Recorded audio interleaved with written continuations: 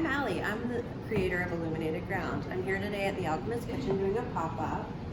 We are having a class on the 23rd. If you are in the city, I have been creating some sustainable art and ritual items that are available at the Alchemist Kitchen. This is a charcoal art stick. It's a sustainably foraged cedar, and to use it, you just burn the tip, wait for it to not be on fire, and then you can draw. It's a really nice meditative practice. And then when you run out, you just relight, enjoy the smell, and then keep going.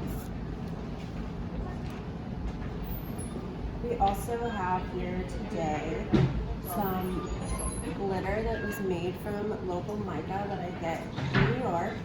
This is a sample of it used in my style, and it comes in a little kit. So this is a natural blue and 2 different colors of glitter and some blank cards.